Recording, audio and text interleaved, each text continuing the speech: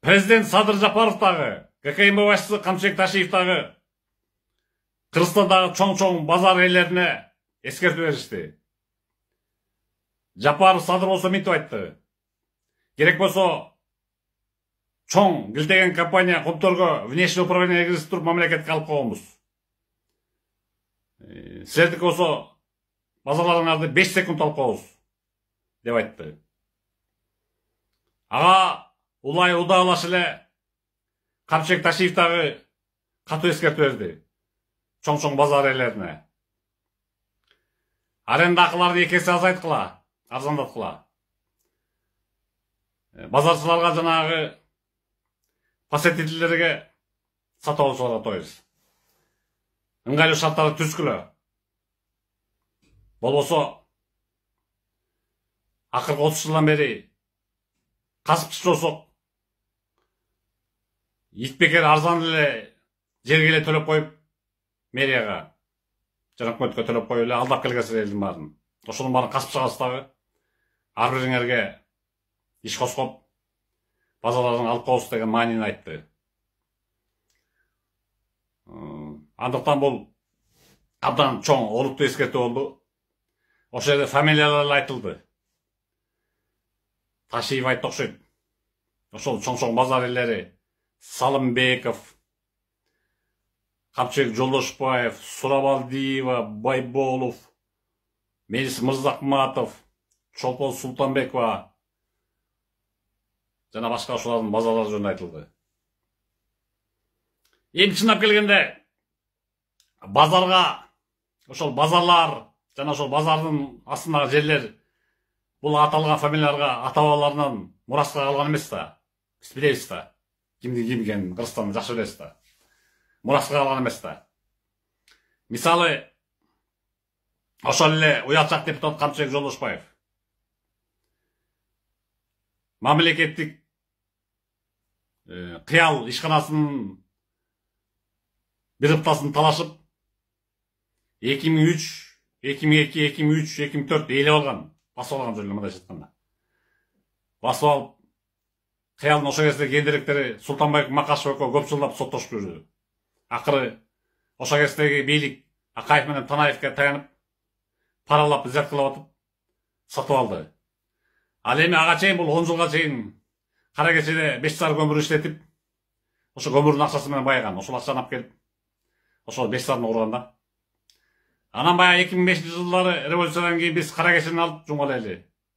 Жолдошбаевди кууп чыкса да ошол жерде бир 200-300 киши айтты. 5 сарда керек болсо кара кеченин көмүрдүн акчасы турган ошол базар. Барып басып албайлыбы деп дүүлүү ээлип жулунушканда мен токтотуп калгам лидер катары. Токтогула, кереги жок ал. Жок деген ошол базарын иштете берсин. Италия кара кечеден ажырады деп мен токтотуп калгам. Кийин 2007-де ошентип чыгышты. Анда дагы бир токтотуп жумгала элдин. 2010-жылкы революциядан дагы чыгышты 7 апрелде. Дагы келип кара кече ошол көмүрдө турган 5 сарны базарды, Ош базарынын жанында 5 сарны. Бул жумгал элдин байлыгына турган неме деп. Азыр дагы ошондой голос чыгат. Дагы мен токтотуп келатам. Мына азыр деле ошентип чыгат. Бар баса алабыз деп. 200-300 киши бар эле баса алабыз. Нагыла баса алабыз деп атат да. Карабайсыз, эч кандай теле карайт эле там. Вооруженный эмесине да карабайсыз деп, охранасына. Мен токтотуп келатам, дагы. Токтогула. Ачуу душман акылдос. Кереги жок ошол. Зато бул тиги көмүрдөн ажырап калды. Эми жок деген ошол соодасын кыла берсин деп мен токтотуп келатам. Ал эми Эльвира Сурабалдиева деген болсо тиги мунун атасы маркум Сурабалдиев убагында тиги ОПГларга таянып эле Борис Воробьев деген орус маңындатан тартып алышкан. Азыркы Кудай берген базарынын территориясын. Базарды толук ушундай тартып алышкан да. Тартып алып бурларда бир топ жыл соттошуп жүрдү. Ошентип отуруп акыры догурун эле ээлеп алган. Ошондой анан чындап келгенде булар деген ошол ата бабасынан калбаптыр бул жерлер, базарлар. Андыктан азыркы президент Жапаровдун дагы ГКМ башчысы Ташиевдин да моральдык дагы абездик дагы акысы, укугу бар. Алып койгонго ошону. 100% укугу бар, эмеси бар. Илекелерин касып чыкса, буга төлөгөн эмес. Ошол эле мына көтөрүп туруп эле мына. Силер мошенниктик кыласыздар, алдагасыздар. Биз эле мисалы 100 миллион сомго соода кыласыздар. 500 миң штаб койгонсуңар мына. Элдин көзүн будамайлап, документтерди мына жасагансыздар. Налоговыйды баары жасагансыздар деп туруп эле. Кылмыш ишин козгой ушу алып койсо болот. Жөн албай ушу кылмыш ишин козгоп туруп камат ийсе болот могу. Сурабалдиев менен Жолошбаевди. Мен билгенден. Андыктан эми көрдүңөр булар мүйүздүү болом деп кулаган ажыранышат могу базарчылар, могу айтылган фамилиялар. Төлөп кой ККМга дегенде эмнеге сен элди туруп өтөсүң? Эмнеге элди алып чыгасың? Ушу карапайымдарды. Ошол эле ташый белгилеп кеткендей, Садыр Жапаров белгилеп кеткендей. Айда чын эле күйүп аткандар бар, мисалы жөнөкөй эле рядовой базарчы контейнер аренда калгандар бар. Ал мүмкүн алар чындап эле күйүп атат. Чындап эле ошол кожоюндар ошол Жолошбаев, Салымбеков ошондор эзип эле арендасын монтип көтөрүп атат. Ошо аренда төлөбөй бош күпүлөк түгөндөр чын эле бардыр арасында. Бирок көбүнчөсү ошол уюштуруучулар, контурлар, реваншисттер жана ошол эле эски мурунку 30 жылдан бери келаткан 30 жылдык козгончулар. Булгытып атышат. Өзүңөр уктар мына Садыр Жапаров айтты. 1000 деле 570 дейт. Бир нече квартира алып койшкан дейт. Мына өз соосунан, президент өз соосунан уктар муну. Мен айтып аткан жокмун. Ташиевдин өз соосунан уктар. Мен чыгарып аткан жокмун. Мен аларды просто констатирую. Айта кетмекчи. Садыр Жапаров жана Камчыбек Ташиев 11 жылдан бери мен силер менен идеяш болуп келатам. Менин өзүмдүн армиям бар. Армия деген гана армия поклонников, менин өзүмдүн фанаттарым бар. Өзүмдүн колдошом абдан көп. Жумгалы район эмес. Нарын, Вест Кыргызстан боюнча көп.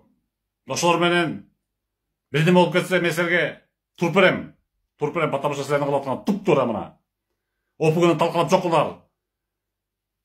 Бандиттердин башчысы Камчы Көлбаевди 5 секундда көзүп тазаладыңар. Анан эмне ошо өзүңөр айткандай, Садыр Жапаров айткандай 5 секунд могу мына могу базарларды алып коюш менен 5 секунд. ОПГны өлтүрүп койгон силерди жөн эле минтип эле кан ыйлатып коет базарчылар. Ошол эле Жолошбаев, ошол эле жана Эльвира Сурабалдиева, Султанбековалар, Мырзакматовлар, силер кан ыйлатып коет жөн элечи. Илтеген бандитти өлтүрүп аткан. Камчыбек тиги Көлбаевди өлтүрүп аткан эмес, силерди бийлик бул, силерди жөн эле 5 мүнөттө эсеңерди кетирип коет. Так что бузукуланбай, ККМди бетиңерге кармабай, эмнеге силер ККМ дегенде менин эч ошибкасы жок. Эч ошибкасы жок берден. ККМ саясаты. Бүтүн өзү цивилдүү мамлекеттер налог төлөбөсөң, мамлекет урайт бул, кулайт бул. Налог жашаган үчүн мына азыр угуп жүрөсүз мына Америкада, мен өзүм Америкада 5 жыл жашап келгем.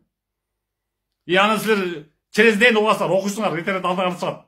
Налогду жашырып койгон үчүн бул баланча известный Голливуд актер камалып кеттиптир. Могу чоң спортсмен, теннисист или там боксер налог жашаган үчүн баланчалар отуруп чыкты, же төлөдү деп эле чыгып атпайбы? Көрдүң аларда уголовно наказуемый дегени. А силер болсо ошо биз ККМ төлөбөйбүз деп. Ошо ККМде төлөнгөн себебинен ошол налог болуп чыгат мамлекетке. Ал налогдун акчасы ошол мугалимдердин, врачтардын, соцработниктердин, ошо көчө шыпыргандардын, медсестрлардын жана бардык бюджетте иштеген карапайым калктын, жөнөкөй элдин маянасын, пенсиясын, пособиясын жогорулуп атканга кетип атат. Кедейлик болбосун деп атат азыркы биздин бийлик. Кедейлик жоюлсун Кыргызстанда деп атат. А силер болсо ошого каршы чыгып сабаташ кылат азыр мындай жатканда. Силерди камаш керек мындай. Жөө көп ойнобогула. Азыркы бийлик ойлобогула, сен монтип биз бирдеме силер деген, биз кыргыз эли мындай чырайлуу бейшен, биз кыргыз элин жаман ойлобогула. Кыргыз элин мындай көтөрө албайт деп. Кыргыз эли ошол наоборот тартипти көтөрөт, тартипти сактайт. Азыркы бийликти колдойт. А силер ошол көпөсөрдү колдобойт. Байыгандан байып, ыңкыгандан ыңкып, чиригенен чирилип кетасың. Муну Ташиев айтты. Ошондо да көзүңөр тойбойт силердин. Өзүңөр тойсоңор да көзүңөр тойбойт. Бирден болсо загаранга алып чыгып кеткенсиң бүт акчаңарды. Дубайларда баары саты квартиралар бар. Так что көзүңөрдү чоң ачкыла. Июлга чейин сурап берилди, ага чейин давай азыр бар жерге келтирип, ККМ өткүлө.